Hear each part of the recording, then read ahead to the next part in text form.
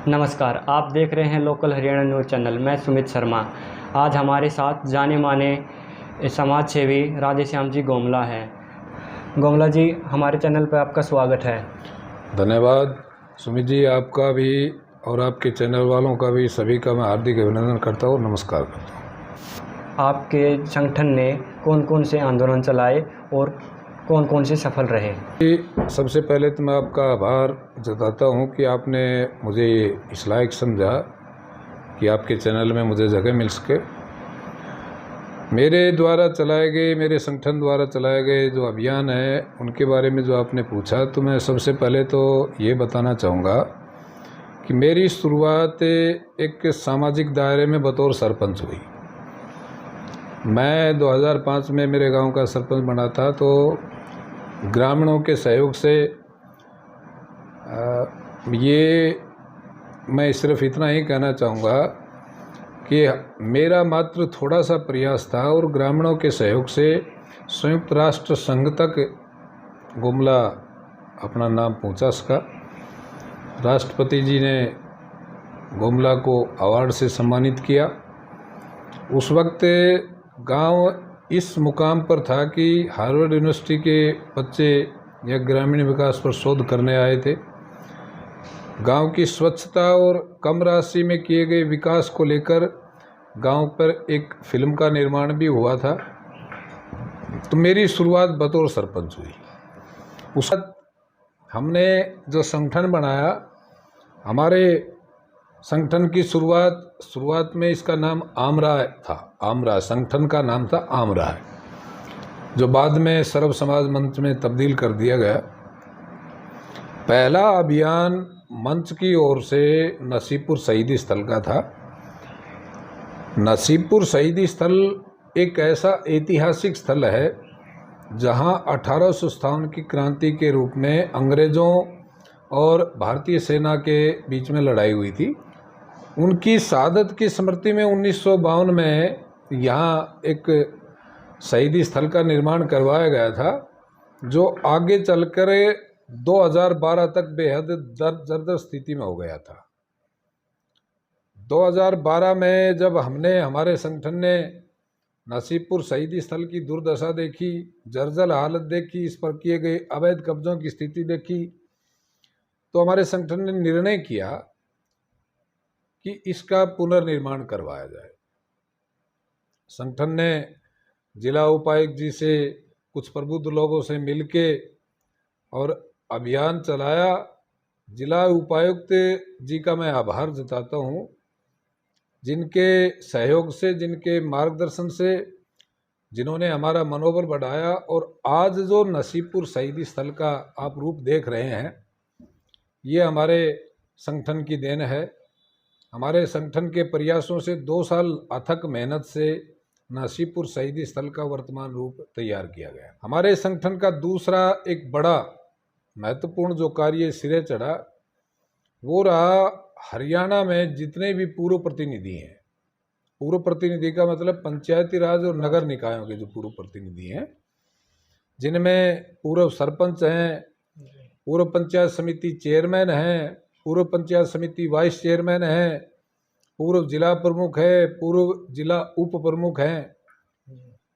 हमने अभियान पंच से लेकर और जिला प्रमुख तक सभी पूर्व प्रतिनिधियों की पेंशन के लिए चलाया था कि जिस प्रकार विधायकों और पूर्व सांसद को पेंशन दी जाती है, इसी तरह पंच, पंचायत समिति सदस्य, सरपंच, जिला पार्षद, जिला प्रमुख, इन सब को भी मिलनी चाहिए। नगर पालिकाओं के पार्षदों को भी मिलनी चाहिए, नगर पालिकाओं के चेयरमैनों को भी मिलनी चाहिए।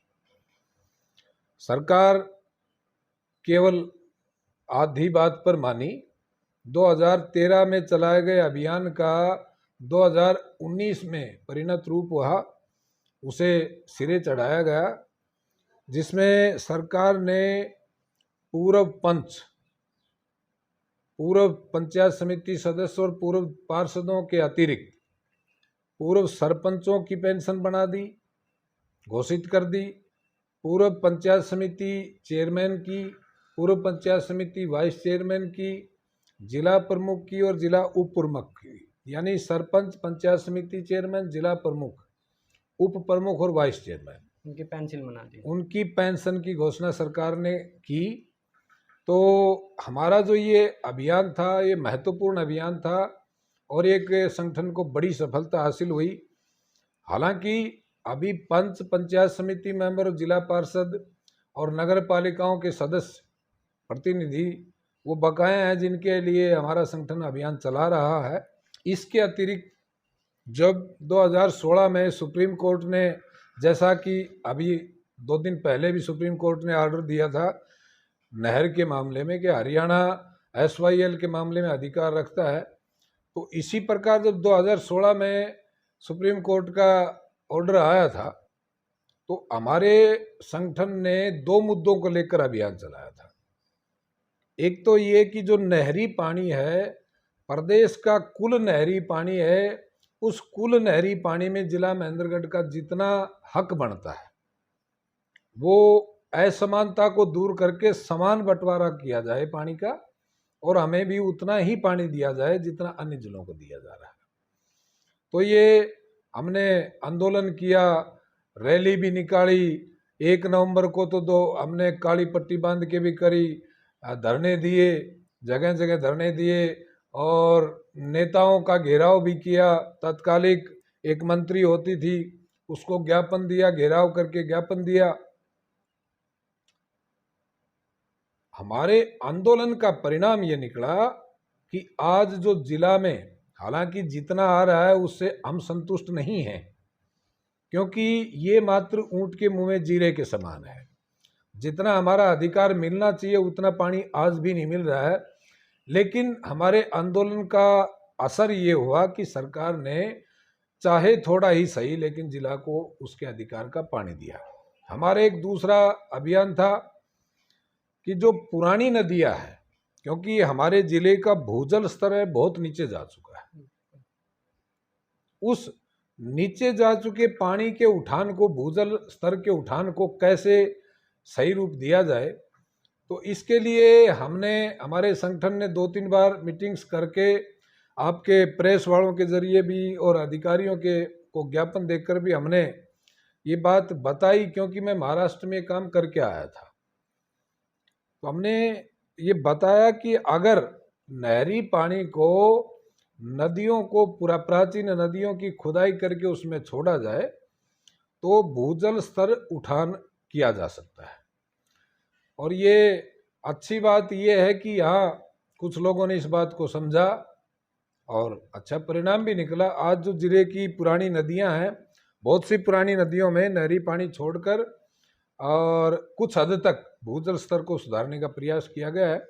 तो ये हमारे संगठन के अभियान का एक हिस्सा रहा जो सफल हुआ। गोमला जी, हम बात कर ले कि जो आपका संगठन है उसकी क्या मांगे और हैं? मांगे, हमारी सबसे महत्वपूर्ण मांग तो ये है कि अटेली को उपमंडल का दर्जा दिया जाना चाहिए। इसके लिए बार बार हम आवाज उठाते रहे हैं। हमारी मांग है कि दोंगड़ा अहीर को उप तहसील का दर्जा दिया जाना चाहिए, जो पिछले 10 साल से वहाँ के लोग इस मांग को कर रहे हैं और इसके लिए हमारे संगठन ने अनेक बार आवाज भी उठाई है। हमारी मांग है कि बाघोत और स्याणा, 2 ऐसे स्थल जो पौराणिक कालीन है और ऐसे तथ्य मौजूद हैं जो वैदिक समय से आज तक ये क्षेत्र अपनी आभा बिखेरता आ रहा है, उस काम के लिए प्रसिद्ध है, उस तीर्थ स्थल के रूप में यहाँ प्रसिद्धि है। तो बाघोत और स्याणा दोनों गांवों को धार्मिक पर्यटन स्थल का दर्जा दिया जाना चाहिए। हमारे संगठन की मांग रही है कि रेवाड़ी तक जो मेट्रो ट्रेन आ रही है वो मेट्रो ट्रेन रेवाड़ी से बढ़ाकर जिला महेंद्रगढ़ तक लाई जाए। जो दोंगड़ा अहीर या नांगल सिरोही या जहाँ भी सरकार उचित समझे, जिला के किसी केंद्रीय गांव तक वो मेट्रो ट्रेन लाई जानी चाहिए। हमारे संगठन की एक अत्यंत महत्वपूर्ण मांग ये है कि हमारे क्षेत्र में बेरोजगारी सुरसा के मुंह की तरह बढ़ती जा रही है जी। इसके निदान के लिए एकमात्र रास्ता ये है कि एक हल्के में, मैं अटेली विधानसभा क्षेत्र की बात अगर करूं तो केवल अटेली हलके में ही 10 बड़े औद्योगिक संस्थान लगाए जाने चाहिए, जिससे बेरोजगारी को कम किया जा सके। जी बिल्कुल। बीच में हमारे संगठन ने अभियान चलाया था, तो जो पटिकरा में कॉलेज है, मेडिकल कॉलेज है, औषधालय है, औषधीय कॉलेज है, उसकी क्लासेज शुरू करने के लिए हमारे संगठन ने अभियान चलाया था, जिसका परिणाम अच्छा निकला कि वर्तमान में वहाँ जो क्लासें लग रही हैं वो हमारे संगठन के प्रयासों से चल रही है। उनानी जो कॉलेज है, महिला कॉलेज, वहाँ जो बच्चियाँ जाती थी उन बच्चियों को असुविधाएं होती थी, क्योंकि आवारा लड़के परेशान करते थे। वहाँ से कनीना तक पैदल आना पड़ता था, उनको को साइकिलों से जाना पड़ता था। हमारे संगठन ने मांग की थी कि भाई कनीना से और उनानी कॉलेज तक लगातार बस चलाई जानी चाहिए, जो केवल कॉलेज के लिए छात्रों के लिए हो। तो वहाँ बस चली, ये हमारे संगठन की देन रही। इसी प्रकार जब जब भी जिला में किसी भी प्रकार की कोई आवश्यकता हुई है, अब हमारे संगठन की एक मांग यह भी है कि अटेली से और खेड़ी तक, कांटी खेड़ी तक, जो कानावास के पास तक है, वहाँ तक एक बस विशेष तौर से बस लगाई जाए, जो हर 1 घंटे में अटेली से खेड़ी तक जाए, खेड़ी से अटेली तक आए। क्योंकि वहाँ के लोगों को आने जाने में बड़ी भारी दिक्कत का सामना करना पड़ा। उधर से कोई सरकारी बस का व्यवस्था है नहीं। वहाँ कांटी में जो आज चौकी है, तो वहाँ एक बार डीआईजी, पूर्व डीआईजी है, उनके घर में चोरी हो गई थी। उसके बाद हमारे संगठन ने मांग की थी कि यह चौकी स्थापित होनी चाहिए। आज जो वहाँ चौकी बनी हुई है वो हमारे संगठन के प्रयासों का परिणाम है। जी, आप फिल्मी जगत से भी जुड़े हुए हैं, और आपका इनसे कैसे संबंध है और कैसे इनसे जुड़ा हुआ? देखिए, फिल्मी दुनिया से जुड़ाव नहीं, फिल्मी कुछ लोगों से, अच्छा। कुछ लोगों से मेरे व्यक्तिगत ताल्लुकात हैं। वो बात ये है कि जिस वक्त यहाँ गोमला में फिल्म की शूटिंग हुई थी, जी। तो उस फिल्म की शूटिंग के दौरान उस फिल्म के जो आर्ट डायरेक्टर थे, जी। वो शूटिंग के दौरान मेरे अच्छे मित्र बन गए थे। उन्होंने वापिस मुंबई जाने के बाद एक अन्य उनके मित्र मिलिंद किशोर के, जो फिल्म निर्देशक हैं, उनको गोमला की परिस्थिति के बारे में बताया कि भाई यहाँ बड़े उतार चढ़ाव के बाद गांव में विकास हुआ है। तो वो लोग यहाँ की एक मूवी बनाने के लिए वो गोमला आए थे। उसके पश्चात वो मुझे मुंबई लेके गए जी। नाना जी से मिलाने के लिए, क्योंकि उनके दिमाग में ये था कि जो ये स्टोरी बने तो उसमें नाना जी को एक अभिनेता के रूप में लिया जाए। तो हम, गणेश उत्सव चल रहा था, उस दौरान नाना जी से मिले। तो मिलते ही उसके बाद हमारा जो उनसे वार्तालाप हुआ, उन्होंने एक गांव गोद लिया महाराष्ट्र में और मुझे उसमें काम करने के लिए कहा। हमने वहां केवल 29 दिन में एक रिकॉर्ड स्थापित किया कि 1250 घरों की आबादी को केवल 29 दिन में, और जिसमें अलग अलग धर्म के लोग रह रहे हैं, अलग अलग जातियों के अलग अलग वर्ग के लोग वहाँ पे रहते हैं, ऐसे हालात में उन सबको एकजुट करके सबकी सहभागिता से केवल 29 दिन में उस गांव का हमने एक तरह से काया पलट किया।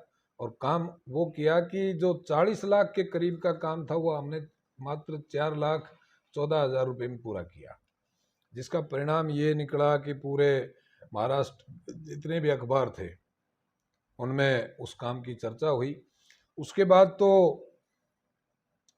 वहाँ कुछ कार्यक्रमों में आदरणीय अमिताभ बच्चन जी के साथ भी कार्यक्रम हुआ, अक्षय कुमार जी के साथ भी हुआ, विद्या बालन, रति अग्निहोत्री, इस प्रकार अन्य कई अभिनेता अभिनेत्रियों के साथ जो सोशल एक्टिविटीज करते हैं, सोशल एक्टिविटीज के बारे में हमारे उनके साथ कार्यक्रम हुए।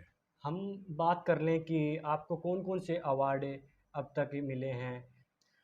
हाँ, अवार्ड की बात अगर करें तो जब मैं सरपंच कार्यकाल की बात करूं, तो सरपंच कार्यकाल में आज जो पूरे देश भर में स्वच्छता और विकास की बात कर रहे हैं, तो हमने स्वच्छता और विकास की मामले में 2008 में राष्ट्रपति अवार्ड ले लिया था गोमला ने।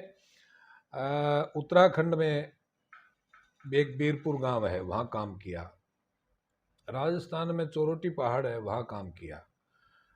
और छत्तीसगढ़ में 2 गांव में, जो एक तरह से क्या कहिएगा कि जो नक्सली क्षेत्र है, उस क्षेत्र में 2 गांव में हमने लोगों को जागरूक किया और उनके द्वारा काम करवाए।